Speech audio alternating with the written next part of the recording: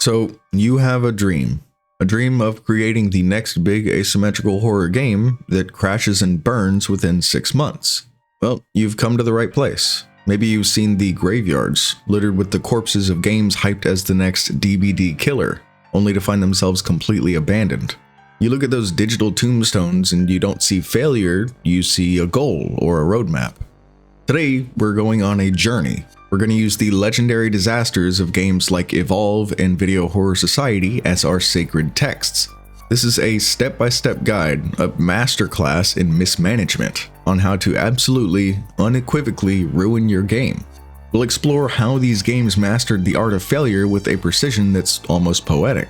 And along the way, we'll see how Dead by Daylight somehow missed every single one of these crucial lessons on self-destruction, accidentally stumbling into nearly a decade of success. Pay attention, class is in session, and there will be a test. Alright, let's start with the cornerstone of any great video game implosion, destroying your core balance from the inside out. This isn't just about making one side a little stronger, that's amateur hour.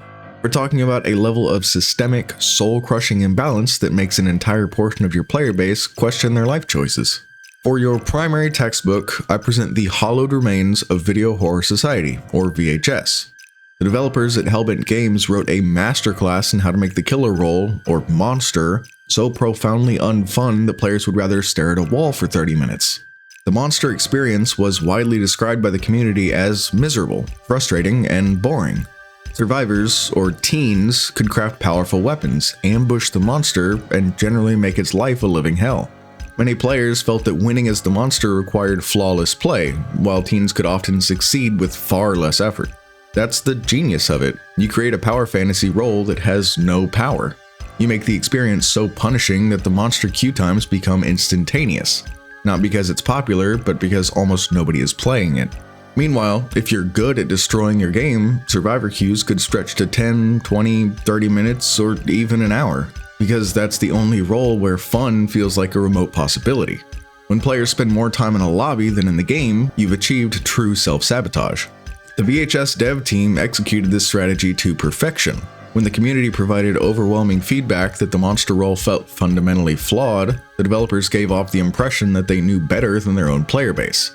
The perception among many players was that their concerns were being brushed off as a skill issue, or something a better tutorial could fix. This is a critical move. You must cultivate an unshakable belief in your own design, even as your player count plummets from its peak of several thousand to just a few hundred in a matter of months. If you want to achieve your goal of tanking your game, it's crucially important that you bury your head in the sand and tell yourself that you know best.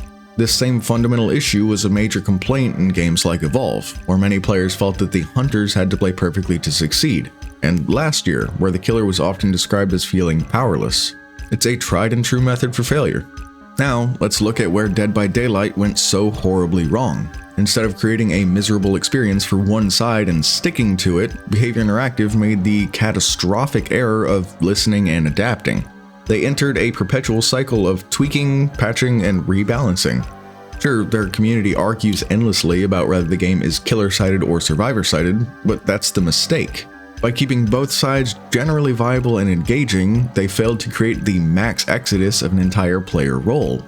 They gave their killers meaningful agency, a variety of playstyles, and the feeling that their decisions matter. It's a tragic misstep. Although, to be fair, it seems like they're finally learning a thing or two from VHS. They've started catering to the lowest common denominator and are taking away killer agency as fast as they can, so that's good. If you want your game to fail, you can't have both sides feeling like they have a chance. You have to pick one and make the other suffer. VHS understood this assignment perfectly, and thankfully DBD is starting to lean that way. Congratulations, you've successfully created a fundamentally unbalanced game. The next step in our guide of ruin is to make sure your players have nothing to do. You must cultivate a vast, barren content desert. The initial thrill of any new asymmetrical game wears off. That first month is exciting, the chases are tense, the objectives feel fresh. Your job is to make sure that feeling dies as quickly as possible, replaced by mind-numbing repetition. You do this by offering a paltry selection of maps, a shallow progression system, and a gameplay loop so repetitive that players feel like they're in their own personal time loop of boredom. Bonus points if you take that stale, repetitive gameplay and strap daily login rewards and grindy quest systems onto it. This is an advanced technique. You're not just making the game boring, you're weaponizing FOMO, or the fear of missing out. You create a system where players feel compelled to log in every day to do their digital chores. Not because they're having fun, but because they feel like they'll fall behind if they don't. It's the perfect way to transform a game into a joyless obligation. Let's take a look at the fallen champions in this category. Evil Dead the game eventually saw its live support wind down, and Texas Chainsaw Massacre later announced it would no longer receive new content. When players have memorized every corner of your handful of maps and the progression system feels like a pointless grind, they will leave. It's a simple, elegant way to bleed your player base dry. An even more advanced technique is to tie your entire game to a single intellectual property. Friday the 13th the game is a prime example. It had a strong start, but its future was completely derailed by a legal dispute over the franchise's rights. The moment that happened, the content pipeline dried up completely, leaving the game to wither. Not because of a lack of creative ideas, but because of legal handcuffs. After its own run, the Texas Chainsaw Massacre faced a similar end to the new content development, turning a once active live service game into a static experience. Now, what was their excuse to stop development and run with the money? They said that they had fully realized the game. That's great. That's fantastic. Everyone take notes. That's how you ruin a game and get away with a ton of money. Why build a sandbox when you can build a small enclosed box with no toys in it and then run away with all the candy? And this is where we must, once again, shake our heads at Dead by Daylight.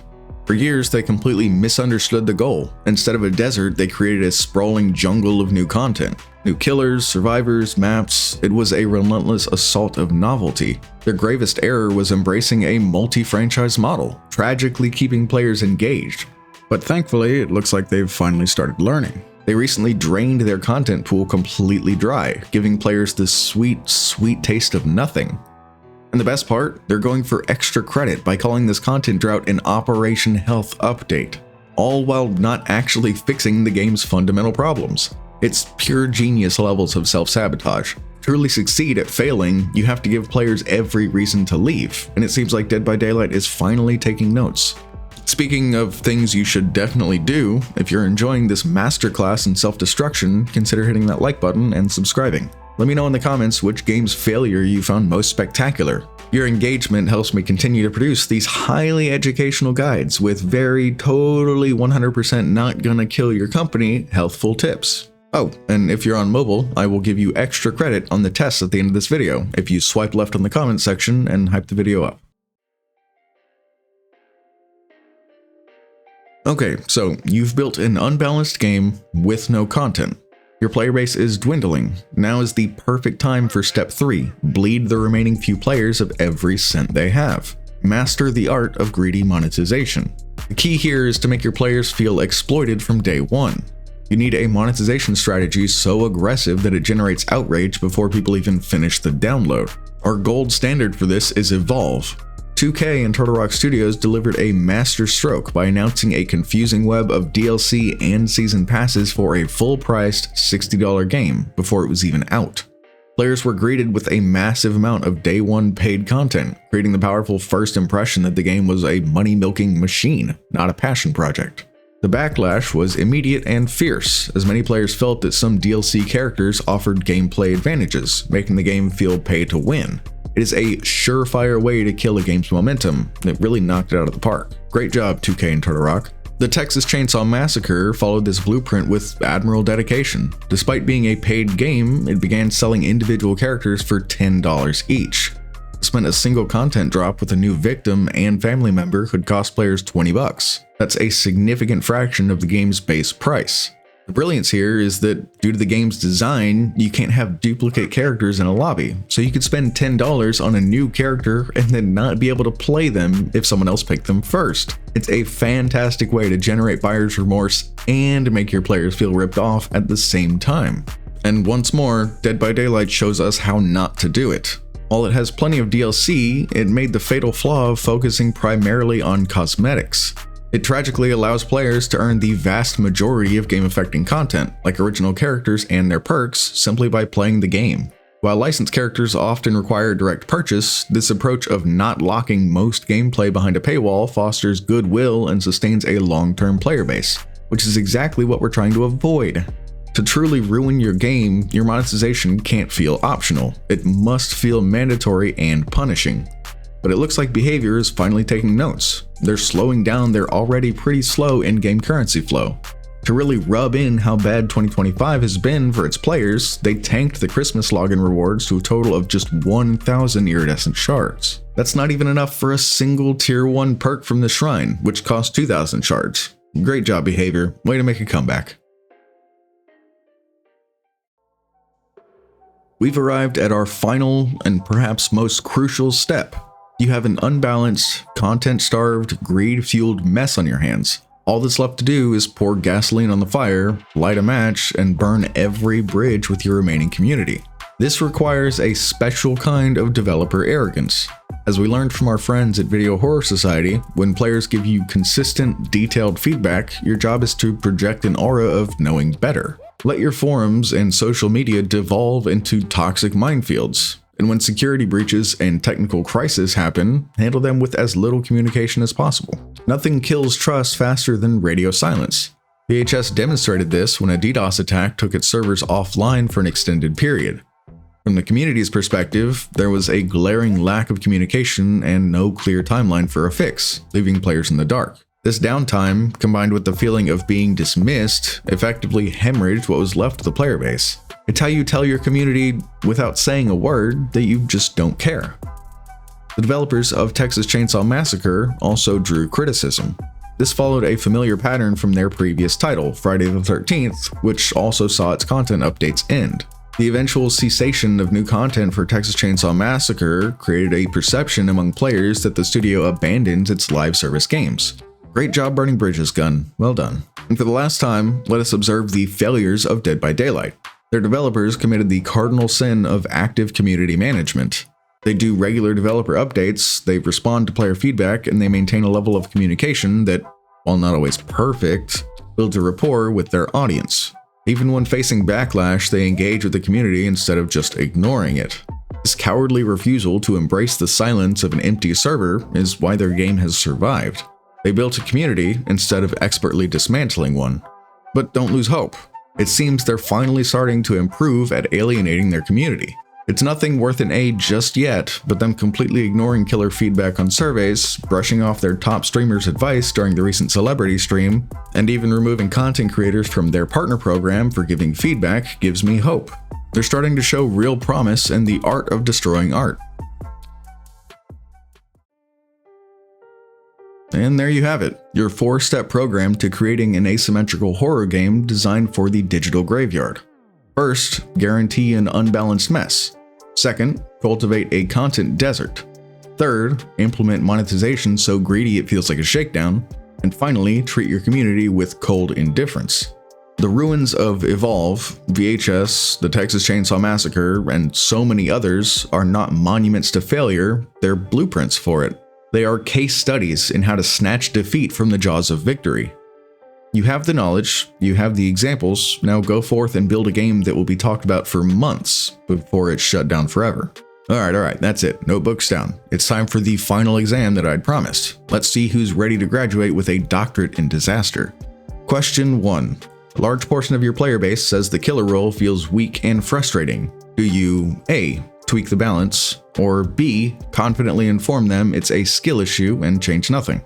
Question 2. Your players have mastered the 2 maps that you launched with. Do you A. announce a roadmap with new content, or B. strap in a daily login reward to force them to keep playing the same stale content? Question 3. It's time to monetize. Do you A. focus on optional cosmetics, or B. sell a new character for $10 that players might not even get to select in the lobby? And question 4. Your most dedicated players are offering detailed feedback on a silver platter. Do you A. engage with them and post a developer update, or B. go completely silent and let the forums descend into chaos? If you've answered B to all the above, congratulations. You're well on your way to a legendary flameout, and you've just earned an A on your test. Of course, I have a class full of star students who don't have to worry about passing. They automatically get 100s on the test. They're my channel members, and they absolutely deserve 100s, as 100% of all my membership income is donated to my local animal shelters. If you want to join them in making a small difference for animals and get automatic 100s on my future tests, you can join my membership program for as little as $2 a month. But that's all I have for you. As always, thank you for watching, I hope you enjoyed, and I'll see you in the classroom.